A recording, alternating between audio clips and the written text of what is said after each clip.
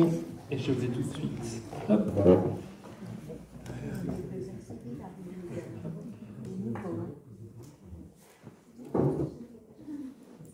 Et voilà, Dominique, c'est à vous. Si jamais vous avez besoin du professeur Mention pour passer les diapos.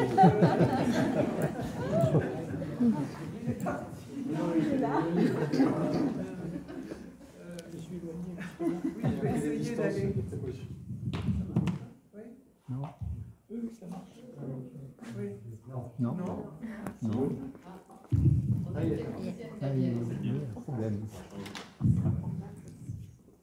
Oui, je vais essayer d'être le plus rapide possible parce que je pense que l'après-midi s'avance et surtout on a déjà entendu tellement de choses que on doit avoir une tête comme ça. Mais enfin, la dernière question, c'était effectivement le problème des immunodéprimés.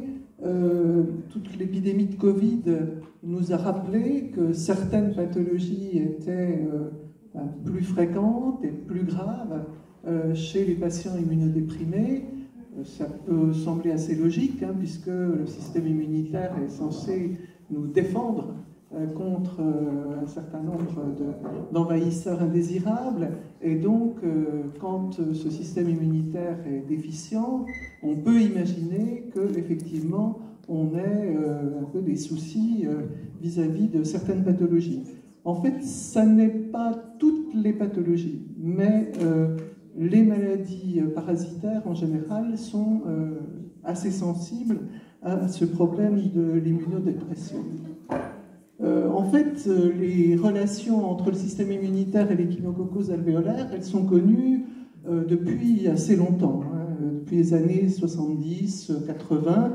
80, c'est quand j'ai fait ma thèse d'état en sciences sur le sujet des relations immunitaires avec l'échinococcus alvéolaire. On connaissait très peu de choses, donc tout était à découvrir, ça c'est super quand on est un thésard, hein, parce qu'on va forcément trouver des choses. Et ce que je voulais souligner aujourd'hui, c'est un peu mon testament quelque part, c'est que la collaboration des patients a été absolument essentielle pour le bon déroulement de mon travail. Et je me souviens, je pense que certains patients ont pu se souvenir aussi, que je récupérais du sang à 5 h du matin, je prenais le TGV à 6 h, j'allais à Paris dans le laboratoire où je faisais mon travail, et certains patients arrivaient pour 5 h du matin parce qu'ils ne voulaient pas dormir à l'hôpital, juste pour que je puisse faire leur prélèvement et travailler sur leurs cellules immunitaires. Et ça, pour moi, c'est vraiment quelque chose qui m'a marqué, et c'est vrai que cette collaboration des patients dans la recherche, pour moi, elle est vraiment essentielle. Donc, connu imparfaitement assez tôt, disons, aussitôt qu'on a commencé à s'intéresser vraiment à l'échinococcus alvéolaire, et je ne vais absolument pas vous détailler le magnifique schéma qu'adorent les immunologistes et qu'on avait fait pour une revue générale de ce fameux Advance in Parasitology publié en 2017 avec mes collègues de Berne, Tübingen, Rome, Urumqi, donc en Chine. Beau travail international. Les mécanismes sont maintenant bien démontrés, je ne vais pas vous les détailler bien sûr. Alors on sait que dans la nature, il y a des espèces sensibles, le campagnol par exemple, ou ce fameux pica que je décrivais tout à l'heure, ce petit lièvre qui saute là. L'homme est plutôt une espèce résistante, c'est-à-dire qu'elle a un arsenal de défense contre ce parasite assez bien au point, ce qui fait qu'il y a très peu de patients par rapport au nombre d'infections. Et ça, quand on travaille en Chine, on voit bien, on fait du dépistage, on a des collections de sérologie positive, donc des gens qui ont été en contact avec le parasite et qui n'ont pas la maladie. On ne la trouve pas en cherchant avec une échographie. On a vu la même chose en Franche-Comté dans ce fameux dépistage dont vous aviez vu le pic là tout à l'heure. Donc l'homme est une mauvaise bête pour cette bête. Alors ce qu'on peut dire, c'est que la présence du parasite, une fois qu'on est infecté, qu'on est malade entre guillemets, elle met en place un état de tolérance, c'est le principe du parasite. Hein. Le parasite a besoin de son hôte pour travailler tranquillement à sa survie, donc il ne va pas le tuer, donc il se débrouille pour que le système immunitaire dise bah, ouais, bon, c'est un petit gentil, on va le laisser filer comme ça. Et donc c'est en compétition, bien sûr, avec les mécanismes de défense. Pendant qu'on tolère le parasite, ben on ne se bat pas contre lui, et c'est comme ça qu'on a cette espèce d'équilibre qui définit la maladie échinococcose alvéolaire. Et la contrepartie aussi, c'est qu'une déficience des mécanismes de défense, c'est-à-dire avant qu'on se contamine par Echinococcus multilocularis, ben elle va permettre au parasite de se développer plus et plus vite.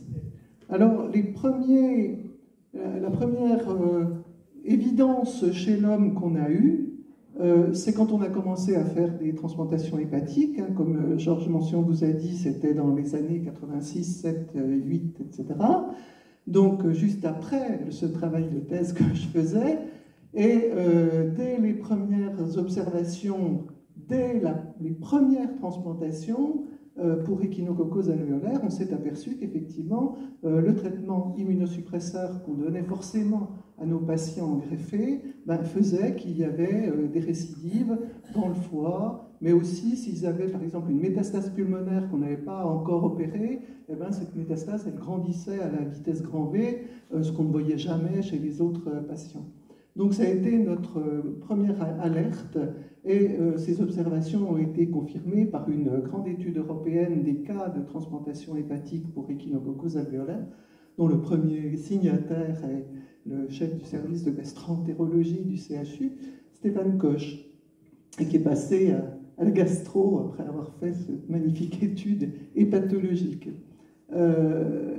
On a montré aussi, et ça c'est Solange Bresson qui a vraiment travaillé là-dessus, que l'albendazole permettait de prévenir et de traiter les récidives. Donc ça valait quand même le coup de transplanter les gens, parce que s'ils étaient traités par albendazole, ce qu'on ne faisait pas tout au début de notre expérience de transplantation, parce qu'on avait peur des interférences entre les médicaments et que ne sachant rien, ben on n'avait pas donné d'albendazole en post-opératoire chez les transplantés, et c'était le tout début de la prescription d'albendazole, donc il y avait des circonstances atténuantes, hein. Donc l'albendazole en fait marche bien, n'a pas tant d'interférences que ça avec les médicaments de la greffe, et ça permet de prévenir et de traiter les récidives.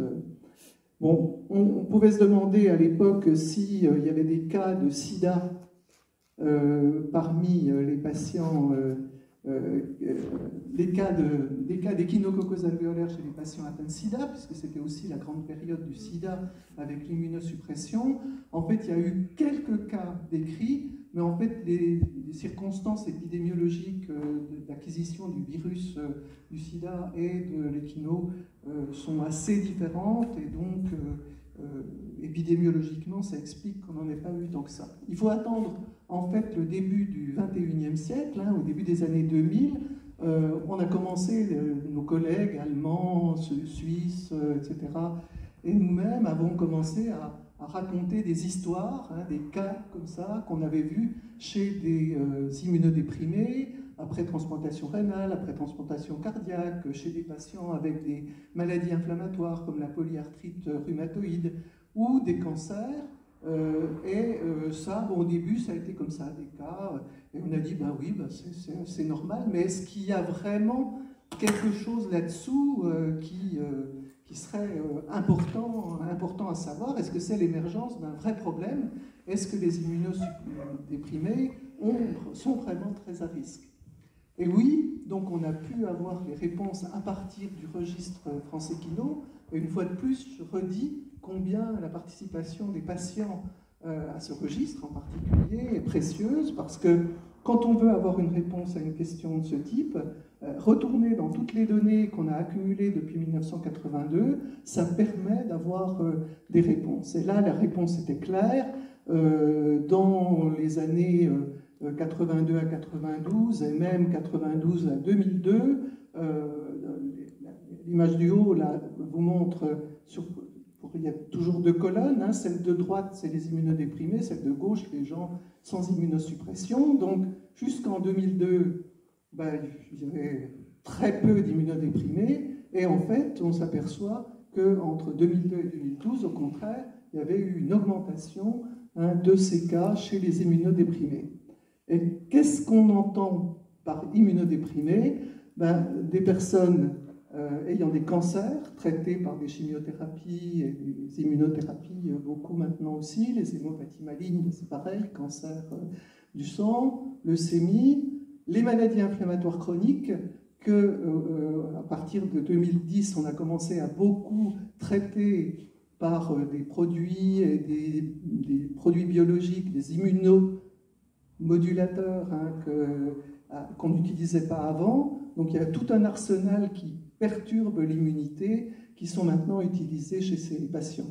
Et bien sûr, les transplantés, c'était quelque chose qu'on avait déjà vu, mais on a vu que ça touchait aussi les autres transplantations que la transplantation pour Echinococcus alvéolaire.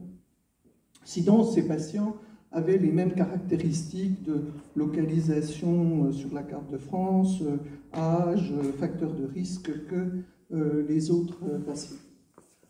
Donc en fait, ce travail qu'on a fait à ce moment-là a montré que les patients les plus à risque étaient ceux qui prenaient des médicaments immunosuppresseurs, soit la chimiothérapie pour cancer, soit l'immunothérapie, soit ce qu'on appelle les immunosuppresseurs, qui sont des médicaments qui baissent d'un ton le système immunitaire.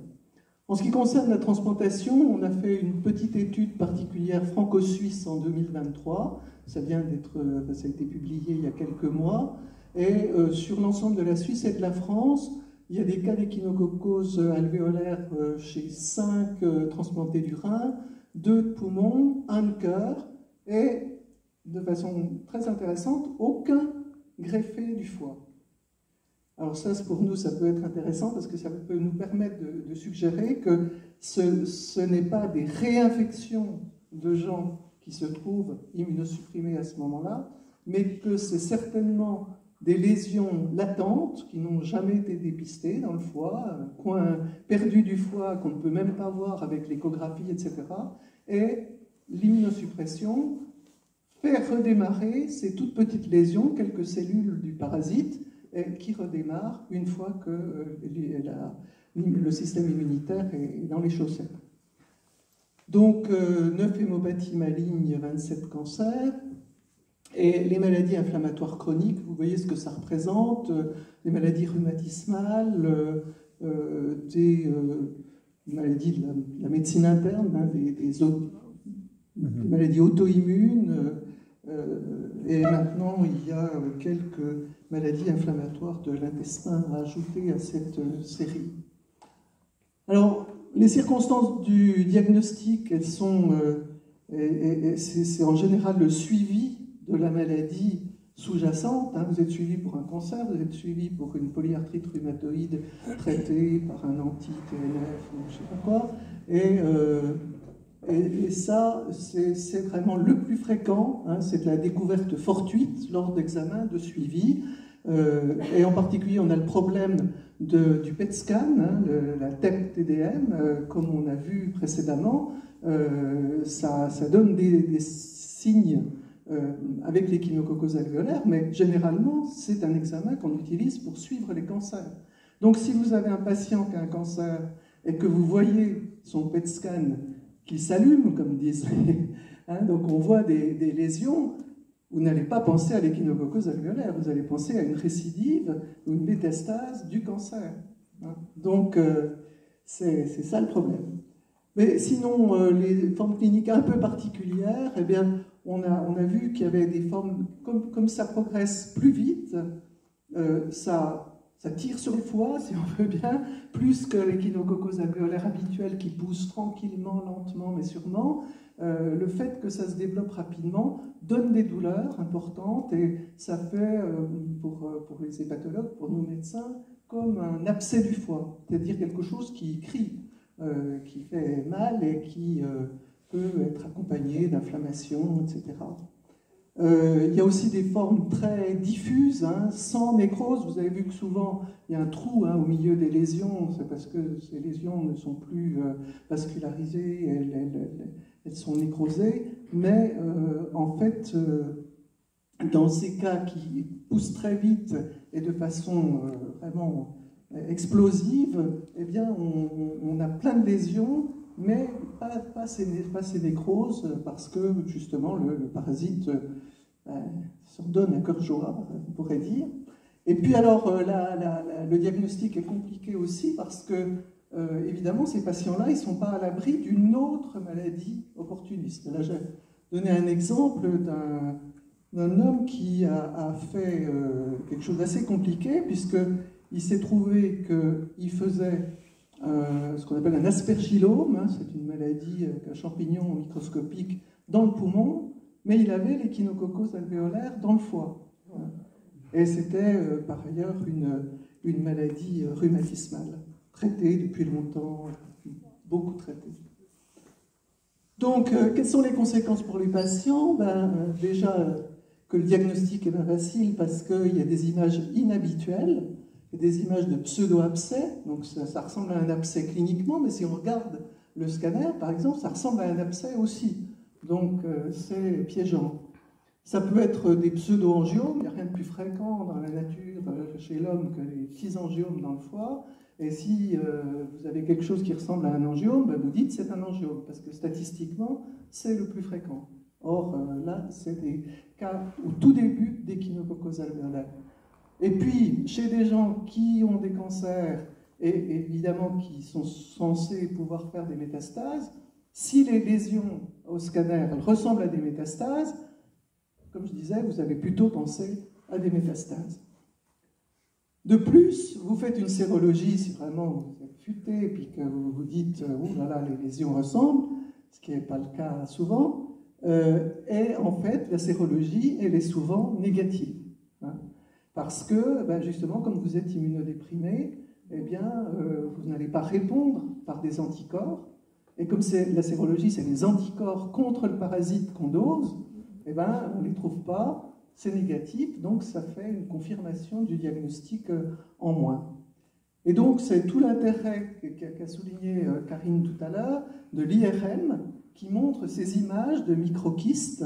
Et ça, c'est hyper précieux parce qu'on peut vraiment faire pratiquement le diagnostic avant d'en arriver aux confirmations pures et dures, faites, comme elle l'a dit aussi, par la PCR, biologie moléculaire. On a parlé du PCR Covid à tout vent. Il y a la PCR Echino, bien sûr, mais il faut faire une biopsie pour la faire sur les lésions. Donc, conséquences pour les patients, errance diagnostique. On a dit que souvent le diagnostic n'était pas fait vite pour les patients habituels, je dirais. Pour les immunodéprimés, c'est encore pire. Il y a un retard du diagnostic chez un patient sur 2, et parfois vraiment des retards de 2 ans, 3 ans, et les choses ont évolué mal, et bon, c'est mal barré. Et puis aussi des erreurs thérapeutiques. Si vous trouvez une métastase, que vous n'avez pas compris que c'était une échinococcose alvéolaire, vous augmentez le traitement. Qui dit augmenter le traitement d'un cancer avec la chimiothérapie, augmente l'immunosuppression, donc vous faites encore plus se développer la lésion d'échinococcose. Et puis il y a des gens qui ont eu la radiofréquence, des traitements du cancer, parce qu'on pensait que c'était le cancer qui évoluait. Les conséquences thérapeutiques, le diagnostic est difficile, donc le traitement est forcément souvent retardé. Et le traitement chirurgical, il peut souvent pas se faire, mais pas parce que les lésions sont importantes, etc., mais parce que l'état du patient et son pronostic, par exemple, à cause de son cancer, font que le chirurgien hésite à se lancer dans une intervention. On a pu voir que c'était le cas pour un certain nombre de ces patients. Alors que si on fait ce traitement chirurgical, eh bien, on met le patient à l'abri d'échinococcose et du coup, on est quitte de le traiter par albendazole, qui est aussi un facteur d'aggravation de son état à cause des interférences avec ces autres médicaments. Et on peut, comme ça, traiter correctement la maladie sous-jacente. En fait, l'albendazole marche très bien sur ces formes chez les immunodéprimés, parce que on peut penser, enfin maintenant on a pratiquement la certitude que la plupart sont des formes jeunes, si on veut bien, hein. Le parasite est au début de son évolution, il est fringant et tout ça, et si on lui donne un petit coup de bâton, ben, il va être bien plus facilement attaqué que dans ces grosses vieilles lésions où il y a plein de fibroses et où les médicaments ne peuvent pas agir correctement. Et comme je disais, la chirurgie est souvent difficile à indiquer, mais il y a un intérêt pour que les personnes puissent vivre avec leur pathologie chronique non cancéreuse ou leur cancer en rémission le mieux possible. Alors où est-ce qu'on en est en 2023, puisque la première grosse étude qu'on a faite, on l'a faite en 2014. En fait, l'incidence de l'échinococcose alvéolaire chez les patients immunodéprimés se maintient. Vous avez l'image du bas, où les petites colonnes marron de droite sont les immunodéprimés, et ça se maintient aux alentours de 20% en fait des cas d'échinococcose alvéolaire qu'on a dans le registre France Échino. Il y a une étude européenne à partir des cas publiés et des séries de cas d'échinococcose alvéolaire publiés. Une fois de plus, vous voyez la collaboration internationale entre les Bretons, les Suisses, les Allemands et nous, hein, puisque Solange Bresson et Laurence Millon signent ce papier tout à fait récent, qui porte sur 55 cas rapportés, des cas isolés comme ça, et 115 cas dans des études rétrospectives d'échinococcose alvéolaire. On y retrouve essentiellement les cancers et surtout les maladies inflammatoires, de plus en plus. Donc ça demande à ce que les gens qui ont une polyarthrite rhumatoïde, une maladie de Crohn, enfin toutes ces maladies inflammatoires chroniques qu'on traite très efficacement maintenant, mais avec le risque que se développe, entre autres, pas que la tuberculose qu'on recherche depuis longtemps, mais l'échinococcose alvéolaire, au moins en zone d'endémie, on puisse faire des examens pour voir que cette maladie existait avant ou qu'elle s'est développée pendant la prise des médicaments immunosuppresseurs. Cette étude confirme que l'imagerie est souvent atypique et elle confirme et elle augmente encore la fréquence des sérologies négatives, hein, donc difficulté du diagnostic. On pense à partir de toutes les observations que, comme je disais, c'est plutôt une maladie ancienne qui a été réactivée plutôt qu'une contamination récente. Alors là où vous accumulez les emmerdes, je dirais, c'est quand vous êtes dans une zone non à risque et que vous tombez évidemment sur des radiologues, sur des médecins qui ignorent la maladie, parce que c'est encore plus compliqué que chez les immunocompétents. Cet exemple de ce patient de 48 ans avec une spondylarthrite ankylosante, qui est une maladie rhumatologique, hein, picard d'origine, mais il y a pas mal de cas dans le Nord, hein, et en Picardie, mais ça, c'est pas bien connu des médecins, et donc, par définition, on ne l'a pas considéré comme à risque, et il a été diagnostiqué à Marseille, donc, vous voyez, ça accumulait encore les difficultés. Mais c'est un exemple parmi tant d'autres. Et voilà, je voulais finir en remerciant tous nos collègues, hein, bien sûr, du Centre national de référence, et puis aux patients de l'association et aux autres, parce que sans les patients, je pense que ce changement radical de pronostic que Georges a rappelé tout à l'heure n'aurait pas pu avoir lieu.